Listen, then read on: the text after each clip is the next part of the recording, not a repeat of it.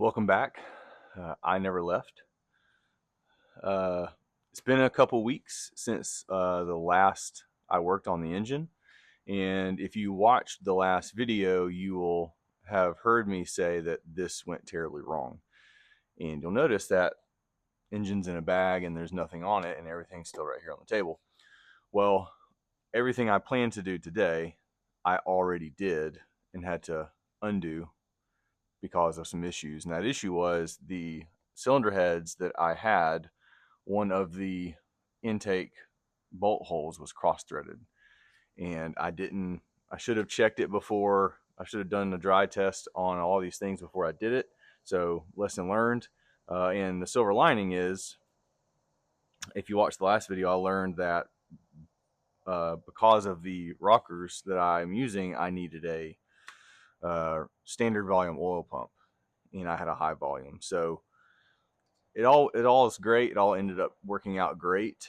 It was very stressful, and I had recorded an entire video of everything I had done, and I was going to use that and then cut back to this, but I didn't want to edit through that trauma and the frustration, so I'm going to just start from scratch and just kind of tell you what happened.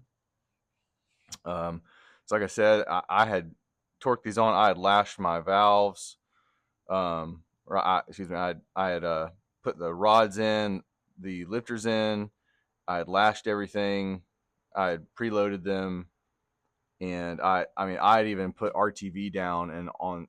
So the RTV was set or setting, and I was putting the bolts in, ready to torque down. And I was putting them all in by hand, and one of them would not go, and so a lot of time and expensive gaskets later, here we are. I had to clean all this. So this morning, I've got the header bolts, the cylinder head bolts soaking in engine degreaser so I can get all of the Teflon off of them and reapply nice clean surfaces. So yeah, like I said, it was a long video and nothing got done essentially. So instead of trying to shove all that in, I'm just going to start from scratch, learn from my mistakes, and walk through it. So this morning, I'm going to finish cleaning up these bolts. I'm going to take the engine out of the bag, and I'm going to clean the gasket surfaces again, and we're going to smile and start over and do it better. Let's get started again. So similar to the last video, what I want to do is I'm going to kind of explain what I'm going to do up front and then do it, because I don't think I can do it and explain it at the same time. So some things I learned, I can do it better this time. One of those being, so I've cleaned all my bolts, and last time I kind of mixed ARP assembly lube and Teflon, because all of these go into the water jacket. Now that I've used a good bit of my assembly lube, my ARP fastener assembly lube, what I'm going to do is I'm only going to put Teflon paste on the threads, and be careful not to get it on the end here. And then I'm going to put some ARP assembly lube underneath, in between the washer and the head. That way I'll get a good torque spec going down there. And I wanted to also mention, so I took these cylinder heads out of the box and inspected them because of what happened last time. And these actually look worse than the ones I sent back. So a little disappointed in Edelbrock, the quality. I wanted to buy something that was made in USA. Hopefully it would be better quality. I don't know what the quality would be like of some of the other heads I was gonna get. But these weren't the cheapest. They're not the most expensive. They're not, super crazy high end, but I still expected better. And I'll point some of that out when I get it on the engine. But one of the biggest frustrations is one of the center bolts on the head. The way it's machined is in between the springs, and it's just sloppy. It's terrible. And the washer would not fit. So I'll come in and show you what I had to do, and I'll take it off. But if you can see this washer here, I had to flatten each side of the washer for that bolt so it would actually fit and seat sit flush on the cylinder head. So that was another snag. That was frustrating. I'm gonna clean these surfaces off. This has been in a bag for 2 weeks and it still looks pretty good. I'm gonna clean these off again though with some brake cleaner. But something that happened in when I did this last time is this dowel here was crooked, and no idea how that happened. But I ended up I couldn't get it out, so I ended up kind of just hitting it with the hammer, getting it straight, and then I ended up having to sand it a little bit to get it to where it wasn't burred up, and the head would go on there right. So I don't have to deal with that today. Fingers crossed. So I'm gonna put the gasket on. I'm gonna put the head on. I'm gonna put paste and assembly lube on these and put them in, and then I'm gonna torque them down in stages. I think it's 30, 50, 70. I have to double check my notes. And do the other side, assuming nothing terrible goes wrong, and come back. But like I said, once I get into it, I'll show you what that looks like on those heads. And so let's get to it.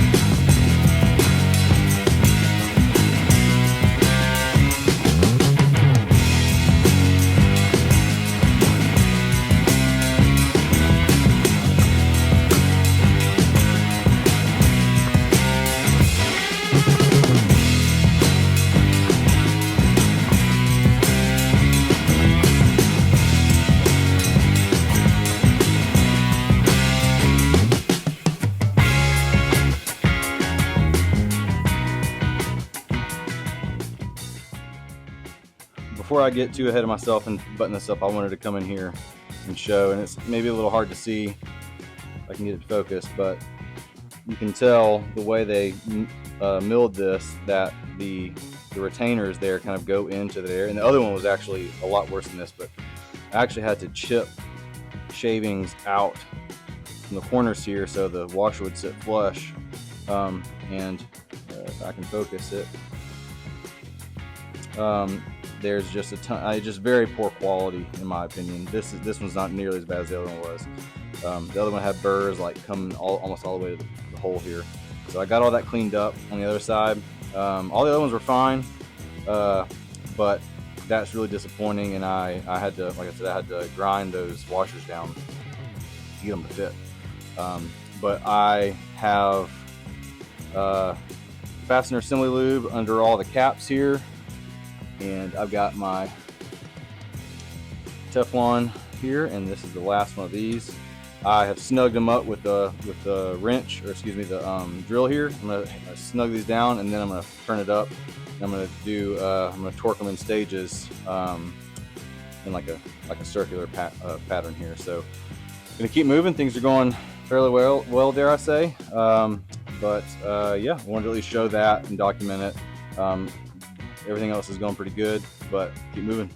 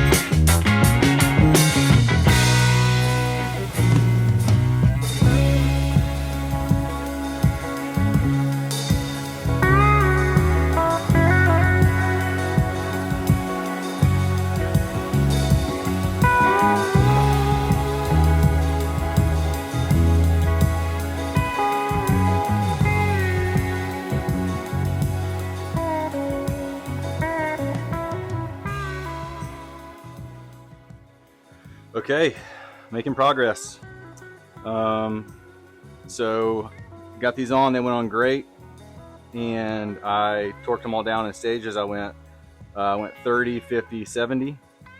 Starting in the middle, I kind of did like a circular pattern on the way out, and went back and kind of did both sides at the same time. And so these are on. So now I've got to keep all these in order because I've already done this before. But essentially, put all the lifters in. I'm gonna lube up the chambers again, lube up the lifters again on the outside. I'm gonna be careful I don't get any lube inside the top, because I don't want that to mess with how it compresses as I go through and lash these and preload them. So I'm gonna put these in. I'm gonna set them all in, and I'm gonna go through the internet way, and I'm just gonna start tightening them until I feel tension, and then go to do all of them and rotate 90 degrees. Keep doing that, and then until they're all tight. And then I'm going to go. A lot of people do a half turn or 3/4 turn. I'll probably do a 3/4 turn, but we'll see. Also, I'm not checking the length. I'm not checking for the length of my rods because I already did that. So in the last time I did this, I cleaned all of this off, which I will again anyways. And then I colored this with a blue Sharpie. And then I basically, as I was setting the lash on my lifters, I took a couple of them off to check. And it was right in the center. Eventually I had to take them all off, and I had to check them all. And they were all dead center. So I'm going to assume that since this is the same head and the same set here, it will be fine. And I'm going to give it a visual inspection at least as well. But that will save me some time since I've already done it. And so yeah, I'm going to kind of go back through this again. And the good news is, doing it a second time, I'm doing it better. So so these are on, these are tight. And then once I'm done with that, what I'm dreading the most is putting the intake on, because I'm terrible with RTV. I'll make a mess, but honestly, who cares if it's messy as long as it doesn't leak. So gonna keep moving. We're doing good.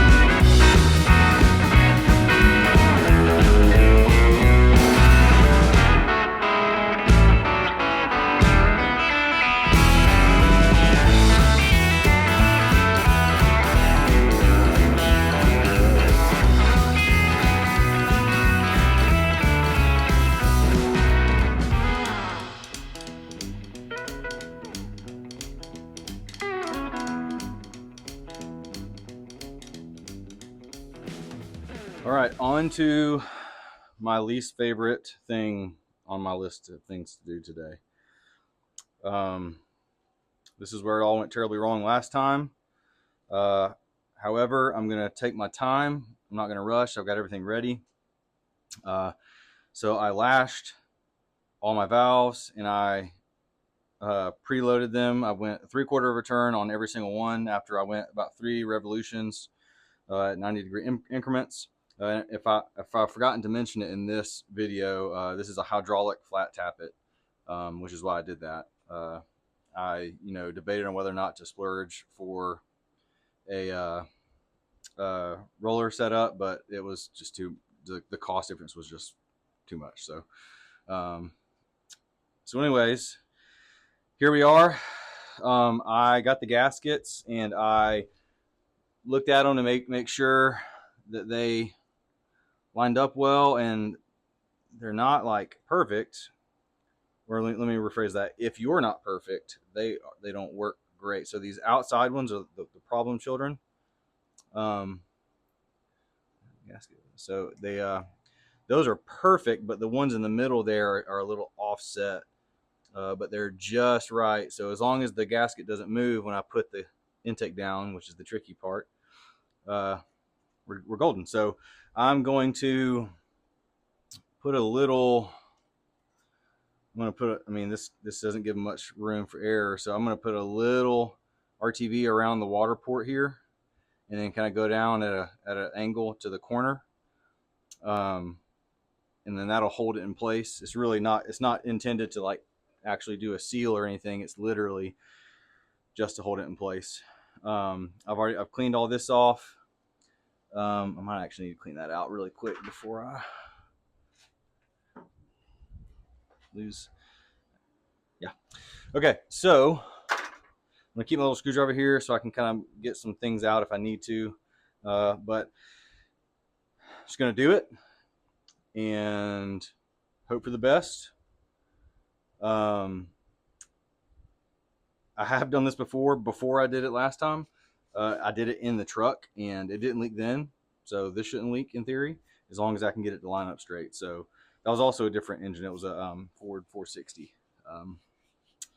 So I am gonna get to it. I think I'm gonna time lapse this as well because my videos have been really long recently and you don't want to watch me lay a really ugly bead of RTV. So I'm going to time lapse it, and then once I get the intake set down, I'll bring you guys back and I'll kind of just walk through what I'm doing and the torque pattern and things like that. So wish me luck.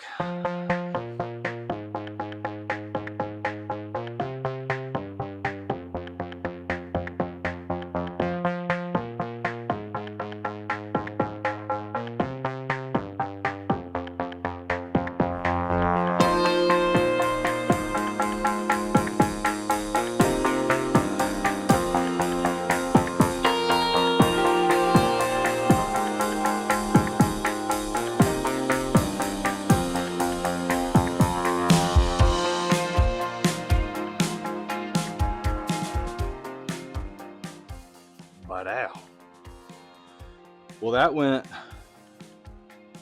way better than last time because it worked the way it should. I also used less RTV, believe it or not. You can see where I had to clean up last time, but a little bit extra right there in the front, but you know, that's okay. A nice, decent little bead there. I got a hand, so I went around and I just hand tightened all these while it tacked up a little bit. That gave it time to kind of settle. So now I'm going to go around and there's a torque pattern for this. Unfortunately, I've got my jumbo Harbor Freight torque wrench, and so you're supposed to go like 10, 15, 25, and so it's kind of pointless to go 10 with that thing. So I'm just going to hand tighten all of them, and then I'm going to do 15, 25. And then go from there. So once I got this torque down, I'm gonna start putting doodads on. I'm gonna put in the, I'll probably go ahead and put in the oil primer just so I can kind of cap that hole off. And I'll probably just go ahead and put in the oil primer and cap that hole off and use the distributor hold down to keep it in place. I'll go ahead and put the thermostat in, put the water hose on, the words, put that on, and then start putting things on that I have to kind of close things up and keep moving along. So I'll get that done and catch you back up in a minute.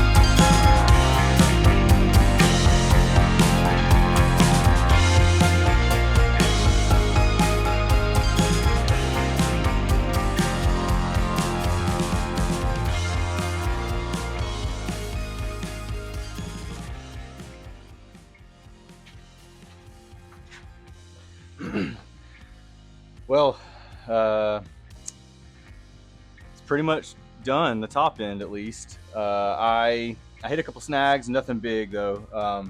My temperature sending unit was the stock one, and I think it's not NPT. I think it's a little different, so it doesn't want to go in, and I'm not going to force it. Wouldn't go in here or on the head, and so I think I'm going to have to buy a half-inch NPT temperature sending unit. So there's a couple other things. I realized I never took the bolts out of the original intake for the thermostat housing, and they're soaking in some degreaser right now, and they're really corroded. So I might have to buy some of those. So just a couple things like that. I need a couple more plugs to block off ports so I can test it, because I'm not gonna hook up AC or heat or anything while it's not in the truck. So just a bunch of things like that I'm gonna have to go to the store for. So it's getting close to the end of the day, and I'm just gonna call it done for this part of the project. Man, this went way better than the last time. It went how I expected it to go the first time. So I'm pretty happy with my bead. I'm pretty. We'll see if it leaks, but pretty confident in all of that at least. I think it's a good place to stop for the day. Tomorrow, my goal is to go to the store, button up a few things on the top, and I have a little cart, a wheel cart, the Summit like engine, universal engine cart thing that I bought specifically to test it on, because I didn't want to crank it on the mount, because I just don't think it can hold the torques. So tomorrow is going to be putting that together, buttoning up the top, putting oil in it, priming it, all the things you need to do to fire it up. I bought some gauges so I can keep an eye on fuel pressure, or excuse me, oil pressure, and all those good things. And I got to get some hoses and things, all the good things. So, but man, I'm so pleased with how it turned out so far. It looks great. I just hope it runs as good as it looks. So, gonna call it quits for this video and button it up nice and neat, no drama, and then pick it up next time where we hopefully fire this thing and break in the cam. So thanks for watching. Thanks for all the comments and encouragement, and hey, you did this wrong. It is beneficial and helpful. So hope you're enjoying it as much as I am, and I'll see you in the next one.